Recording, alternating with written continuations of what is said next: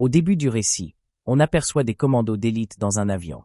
La ville est dans le chaos total, causé par des terroristes qui ont placé une bombe dans un immeuble. Les commandos sont dirigés par le dénommé Captain, un soldat d'élite. Leur mission est d'éliminer l'ennemi et désamorcer la bombe. Entre tirs de sniper et explosion des bombes, les commandos ne reculent pas face au danger et affrontent les terroristes lourdement armés et en supériorité numérique. Captain parvient finalement à entrer à l'intérieur de l'immeuble avec l'un de ses subordonnés, tuant de nombreux ennemis sur son passage.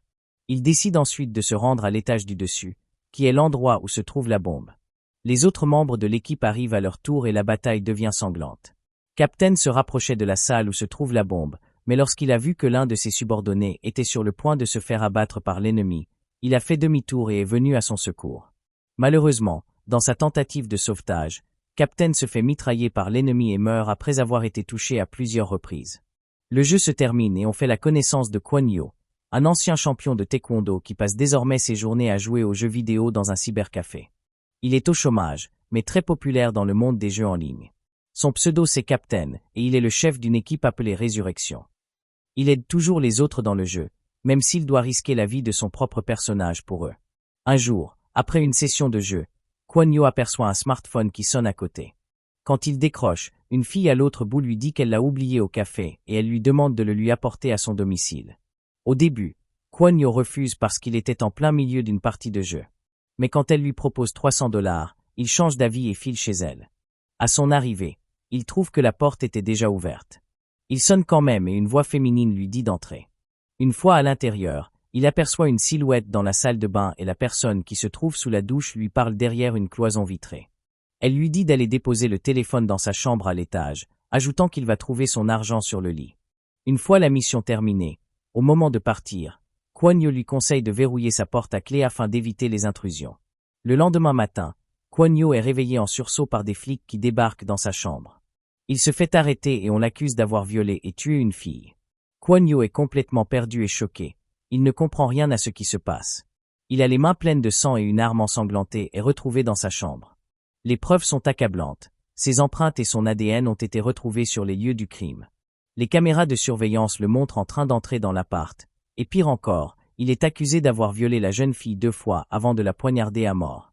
La nouvelle devient virale et se répand à une vitesse folle, faisant de lui la personne la plus détestée du jour au lendemain. Sa mère, qui est infirmière, fonce au commissariat. Elle fait un scandale et dit aux flics que son fils n'est pas un assassin, mais personne ne la croit. Désespérée de prouver l'innocence de son fils, elle distribue des prospectus dans la rue en affirmant qu'il a été piégé, mais personne ne la croit. Pire encore, on la frappe et on l'insulte. En quête d'aide, elle s'en va rencontrer Min Shin-sang, un avocat réputé pour défendre des innocents accusés à tort. Malheureusement, même lui refuse de l'aider car les preuves contre Kwon Yo sont accablantes. Le procès avance vite et sous la pression des médias, le tribunal le déclare coupable et le condamne à la prison à vie dans une prison de haute sécurité, sans possibilité de libération conditionnelle. La société pense que le gaming et le chômage l'ont poussé à commettre ce crime horrible. Pendant son transfert, il tente de résister aux gardiens mais il se fait frapper et on l'injecte avec un sédatif. Il s'endort et se réveille plus tard dans une cellule. Dans cette prison, Kwon Yo se sent comme un enfant perdu au milieu de criminels sans pitié. Il attire vite l'attention de Dae-Soo, chef d'un gang violent et le prisonnier le plus dangereux de la prison. Les gardes voient ce qui se prépare mais n'interviennent pas quand Dae-Soo leur fait signe de rester à l'écart. Le premier jour, Kwon Yo se fait tabasser sauvagement. Dans un dernier geste de désespoir, il donne un coup de tête à Dae-Soo, ce qui ne fait qu'attiser la colère du chef de gang et la baston empire. Dae-Soo déverse sa colère sur le pauvre Kwon Yo. Les gardes interviennent, Dae-Soo déforme l'histoire en accusant Kwon Yo de l'avoir attaqué en premier. Du coup, Kwon Yo est frappé par le garde et mis en isolement pendant 30 jours. Quand il sort enfin, 2 prisonniers viennent le voir en faisant semblant d'être de son côté. Ils prétendent aussi détester la bande de Dae-Soo, mais en réalité, c'est tout l'inverse. Ils veulent que Kwon Yo leur raconte chaque détail du viol. Ils ont hâte d'entendre comment il a tué la fille après l'avoir agressée sexuellement. Kwon Yo reste silencieux et s'éloigne d'eux. Plus tard, Dae-Soo et sa bande le capturent à nouveau et l'emmènent dans un endroit isolé. Ils emmènent aussi les 2 autres prisonniers et déchirent leurs pantalons au niveau des fesses. Il informe ensuite Kwon Yo qu'il va le violer de la même manière qu'il a violé la jeune fille qu'il avait tuée. Depuis son arrivée en prison, Kwon Yo est constamment torturé par Dae-Soo et ses hommes. Un jour, sa mère lui rend visite avec l'avocat Minute. Elle est dévastée de voir ses blessures et sent qu'il souffre. Elle lui dit qu'elle a trouvé quelqu'un qui peut prouver son innocence. Elle l'encourage à tenir bon et promet de tout faire pour le sortir de cette prison. Ces paroles donnent de la motivation à Kwon Yo, qui retrouve une nouvelle détermination face aux dangers de la prison. La vie continue, mais la bande de Daexo le harcèle toujours. Un jour à la cantine, un autre détenu sympa donne à Kwon Yo une plante pour soigner ses blessures. Il est convaincu que Kwon Yo n'est pas un tueur et il lui dit de se défendre face aux brutes. Il ajoute que les autres le tabassent parce qu'il se laisse faire. Plus tard, quand les hommes de Daexo reviennent pour l'attaquer, Kwon Yo se cache et fabrique une arme pointue. Un par un, il leur tire dessus en se servant de l'arme comme un arc à flèche. Au bout de sa course, il trouve Daexo qui l'attendait. Kwon Yo lui tire dessus avec une dernière fléchette et l'assomme ensuite avec une savate. Les gardes arrivent et tous sont choqués de voir que Daexo a été battu. Quelques jours plus tard, il reçoit la visite de l'avocat Min et ce dernier l'informe que sa mère s'est suicidée. Il lui tend l'acte de décès de sa mère, besoin de sa signature pour les arrangements funéraires, mais Kwon Yo n'a pas le droit d'y assister. L'avocat Min lui dit qu'elle a été poussée au suicide à cause de l'humiliation publique. Kwon Yo n'arrive pas à croire que celle qui avait promis de le faire sortir de prison n'est plus de ce monde. Son dernier espoir venait de s'envoler. C'est à ce moment que Kwon Yo réalise qu'il ne peut compter que sur lui-même pour sortir de cet endroit. Quelques jours plus tard dans la cour de la prison, il profite d'une agitation entre les gardes et les prisonniers pour taillader Daexo au visage avec une lame. Lorsque l'un des gardiens vient pour l'arrêter, Kwon Yo se poignarde lui-même dans le ventre. Lui et Daexo sont immédiatement évacués hors de la prison dans un fourgon de la prison. On découvre ensuite que c'était un plan d'évasion tissé par l'un des détenus. Lorsqu'il ouvre les yeux dans le fourgon, il s'attaque aux gardes, attrape un objet tranchant, le colle au cou du chef des gardes et exige qu'il lui passe les clés de ses menottes. Le garde lui donne la clé mais au même instant, le chauffeur du fourgon fait une tentative désespérée pour renverser la situation. Malheureusement, il perd le contrôle du véhicule mais Kwon Yo parvient à attraper la clé avant que le fourgon ne se fasse tonneau. Il sort du véhicule et retire ses menottes. Au moment de s'échapper, l'un des gardes le braque avec son arme et lui somme de s'arrêter. Mais il baisse ensuite son arme et laisse Kwon Yo s'en aller. Kwon Yo s'enfuit dans les bois, vole des vêtements et reste caché. Sa fuite devient une urgence nationale et les médias diffusent l'information de son évasion de prison. La police se mobilise pour le retrouver et tout le pays est en alerte maximale. Pendant sa cavale, Kwon Yo aperçoit un couple de touristes avec une voiture en panne au bord de la route. Il les aide à réparer leur voiture et, en échange, il lui propose de les conduire. Le véhicule arrive à un contrôle routier et Kwon Yo se cache derrière la banquette arrière. Le couple parvient à passer sans se faire contrôler et Kwon Yo échappe au pire. Ils arrivent à l'aéroport mais avant de quitter le pays, le couple lui donne leur voiture en lui disant de la vendre pour avoir un peu d'argent. Kwon Yo démarre la voiture et se rend en ville. On aperçoit ensuite l'avocat Min qui rentre chez lui. Lorsqu'il entre dans son appartement, il trouve Kwon Yo à l'intérieur. Le fugitif s'excuse pour l'intrusion et lui dit qu'il n'avait nulle part où aller. Min lui prépare un café et en profite pour appeler la police. Lorsqu'il revient retrouver Kwon Yo, il lui remet le collier de sa mère et lui dit qu'il a déjà appelé la police. Il demande à Kwon Yo de se rendre, mais Kwon Yo s'enfuit avant l'arrivée des policiers. Il se rend ensuite dans un cybercafé et se met à faire quelques recherches sur Internet. Après avoir fini ses recherches, au moment de partir, une vidéo commence à jouer toute seule sur l'ordinateur et cela attire son attention. Dans cette vidéo, un hacker remet en question les preuves de sa condamnation. Le hacker affirme que les preuves ont été trafiquées et fait des révélations qui pourraient innocenter Kwon Yo. Le hacker informe Kwon Yo que le gérant du cybercafé est en train d'appeler la police et lui dit de sortir de la salle. Il lui dit ensuite de venir le retrouver dans un restaurant. Après analyse, Kwon Yo réalise que le hacker c'est Telbo, l'un des membres de son équipe avec qui il jouait constamment aux jeux vidéo. Lorsque Kwon Yo se rend au lieu du rendez-vous le lendemain, une fille vient s'asseoir à sa table et lui donne un téléphone. Au départ, Kwon Yo croyait que la fille avait été envoyée par Telbo, mais grande fut sa surprise lorsqu'il réalisa que Telbo, c'est la fille. Elle le fait sortir du restaurant et l'emmène dans une zone reculée du centre-ville, où se trouve sa planque. Lors de leur partie de jeu, Telbo avait une voix masculine et lorsque Kwon Yo lui demande comment ça se fait qu'elle soit une femme, Telbo, qui s'appelle en réalité Yeon-wol, lui dit qu'elle utilise un modificateur vocal. Elle est une génie de l'informatique qui vit seule et ne communique que par appel téléphonique. Kwon Yo prend un bain et revient ensuite trouver que Yeon-wol a préparé à manger. Les deux commencent à manger et Kwon Yo dévore son plat comme un glouton qui n'avait pas mangé depuis des siècles. Elle l'informe ensuite que les autres membres de leur équipe vont bientôt se joindre à eux. Quelques instants plus tard, les autres sont arrivés, mais Kwon Yo, qui était toujours un fugitif en cavale, s'est mis en position de défense. Ils lui ont dit qu'ils sont venus pour l'aider comme ils l'avaient souvent l'habitude de le faire lors de leur partie de jeu. Kwon Yo apprend ensuite que c'est Yeon-wol qui les a contactés. L'équipe se met au travail et en faisant des recherches, ils trouvent des incohérences dans les preuves liées à l'affaire. L'équipe enquête sur des crimes violents récents qui correspondent à la situation de Kwon Yo. Les images de surveillance montrent un camion suspect près de chaque scène de crime. Après quelques recherches approfondies, Yeon-wol découvre que la plupart des véhicules qui sont dans les images parviennent d'une casse pour voiture. Kwon Yo se rend à la casse accompagné par Yeo Baek, un autre joueur. Ils aperçoivent deux types en costard en train de charger une grosse mallette dans une voiture. Kwon Yo dit à Yeo Baek de continuer la surveillance sur place pendant qu'il suit le véhicule des deux hommes. Après de longues minutes de filature, la voiture pénètre dans une villa. Kwon Yo entre en douce sans se faire repérer. Il aperçoit les deux hommes qui transportent une énorme boîte en forme de guitare. Au moment où il voulait les suivre, d'autres hommes arrivent sur les lieux avec du matériel de nettoyage. Curieux de savoir ce qui se passe réellement, Kwon Yo jette un coup d'œil et aperçoit du sang partout dans l'appartement. Les hommes font le nettoyage des lieux et utilisent des méthodes scientifiques pour effacer la moindre trace de sang à l'intérieur de l'appartement. Kwon Yo reçoit l'appel de Yeo Baek qui l'informe que les deux hommes sont de retour à la casse.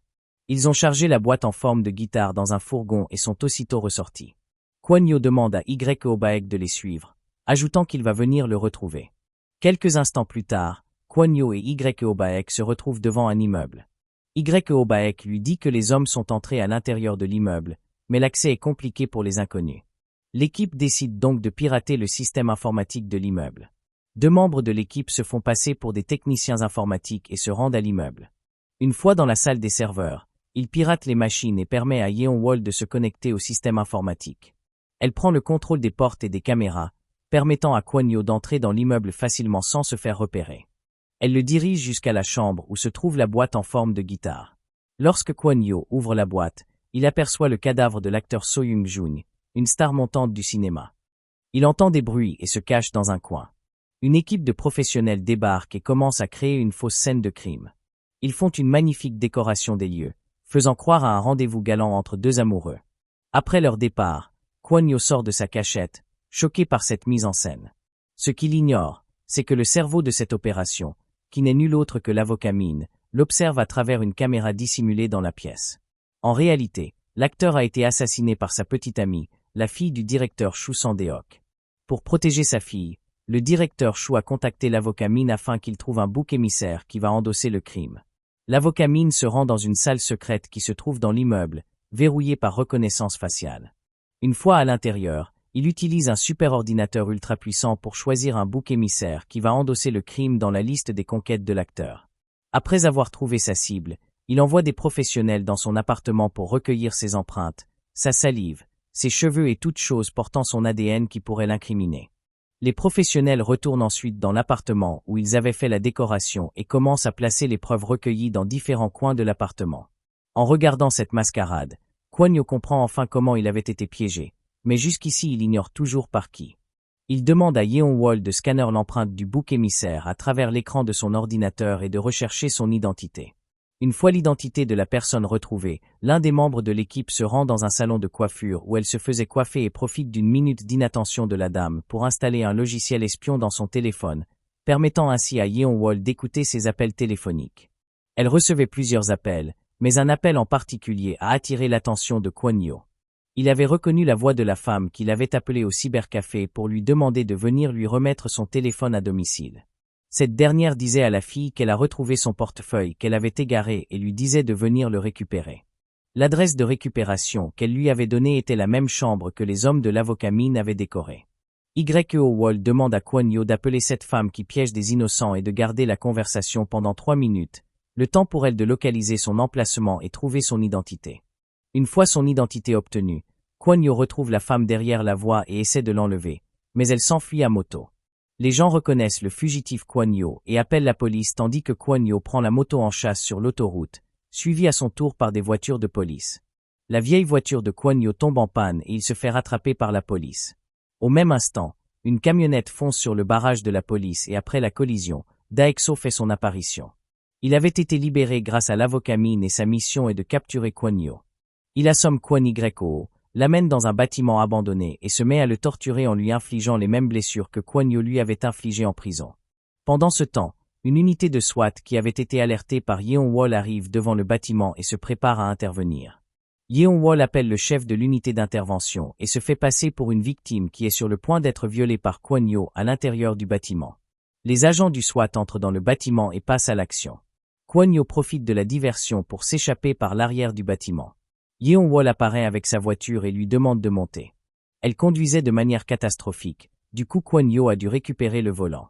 Pendant qu'il conduisait, Yeon-wol sort un détecteur de métaux et après avoir scanné Kwon-yo, elle découvre qu'il y a une puce dissimulée dans le collier que l'avocat Min avait donné à Kwon-yo après son évasion de prison. C'est grâce à ce traceur que Dae-so parvenait à le retrouver aussi facilement. C'est avec le cœur lourd que Kwon-yo jeta le dernier souvenir qu'il lui restait de sa mère. Toute l'équipe se retrouve à la planque de Yeon-wol et chacun commence à réfléchir à un moyen pour attraper l'avocat Minute. Kwon-yo demande à Guru Young de fabriquer un drone et de l'envoyer scanner le bâtiment où se trouve le cabinet de l'avocat Minute. Le scan du révèle qu'il y a une pièce secrète dans le bâtiment. La fameuse pièce high-tech où se trouvent les superordinateurs. En réfléchissant à un moyen pour accéder à la pièce secrète, Kwon-yo décide de passer à l'action en faisant déjouer les plans de l'avocat Minute. Il se rend à l'appartement que les hommes de Min avaient décoré et détruit la fausse scène de crime. L'avocat Min apprend la nouvelle et demande à ses hommes d'aller refaire la décoration. Pendant que les hommes de Min se rendaient sur les lieux, Kwon-yo utilise une bombe et détruit leur véhicule, les empêchant de finir le boulot. Pendant ce temps, la fille du directeur Shu, qui est celle qui a réellement commis le crime, est cachée à l'hôpital et fait semblant d'être une patiente. Elle appelle son père et lui dit qu'elle est fatiguée de vivre cachée. Le directeur Shu appelle l'avocat Min et lui met la pression. L'avocat Min engage d'autres professionnels et continue avec son plan de décoration.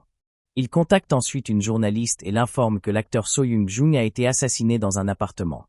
Après avoir reçu l'information, les hommes de médias se rendent dans la fameuse chambre mais à la grande surprise de tous, la fille du directeur Shu se trouve aussi sur les lieux du crime. Il s'avère que c'est Kwon-yo qui était allé la récupérer à l'hôpital afin d'éviter qu'un innocent se fasse à nouveau piéger, comme ça avait été le cas pour lui. La nouvelle se répand vite et le directeur Shu demande à l'avocat Min de régler cette situation le plus tôt possible. Il reçoit ensuite l'appel de Kwon-yo qui le prévient que ses crimes vont bientôt être dévoilés. L'avocat Min devient tout excité et se met à dire à Kwon-yo qu'il a enfin trouvé un adversaire à sa taille. Mais ce qu'il ignorait, c'est que l'appel de Kwon-yo était juste une diversion pour connaître sa véritable position. Quelques instants après, l'avocat Min entend un bruit dans le cabinet et en jetant un coup d'œil, il aperçoit que sa secrétaire est inconsciente sur son bureau.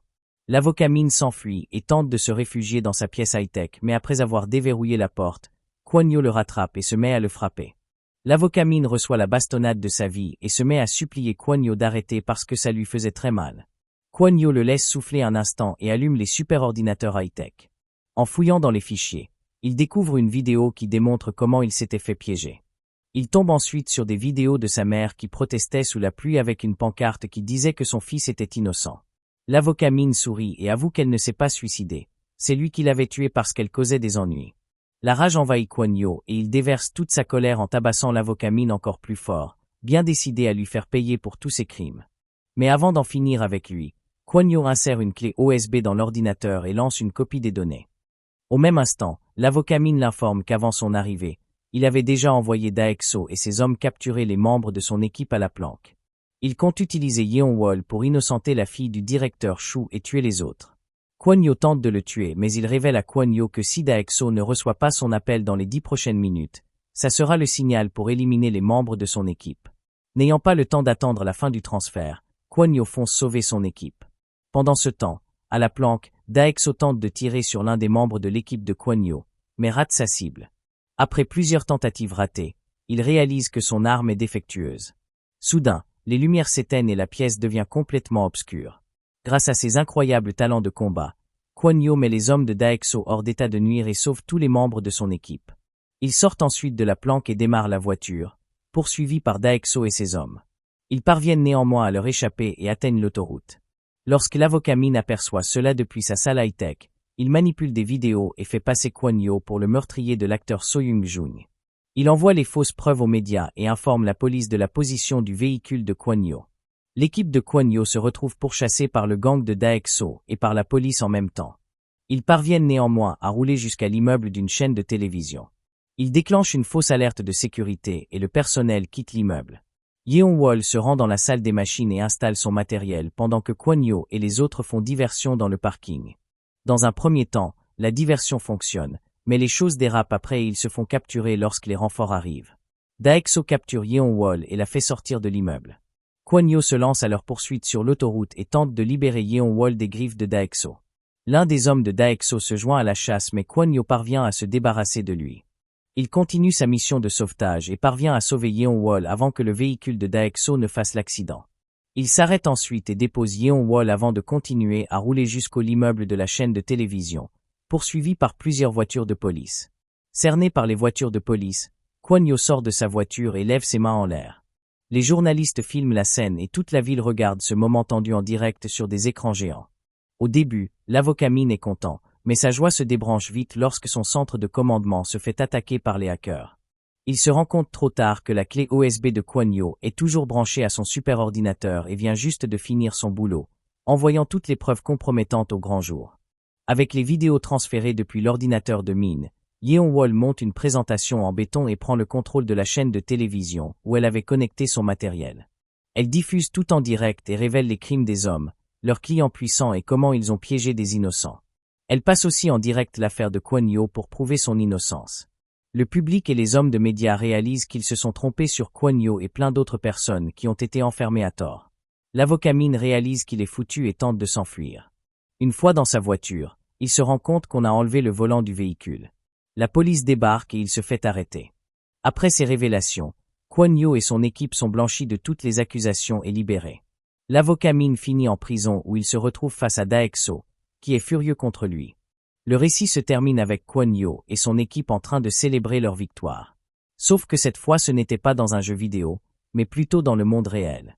Merci d'avoir regardé. Abonne-toi si tu as trouvé ce contenu intéressant.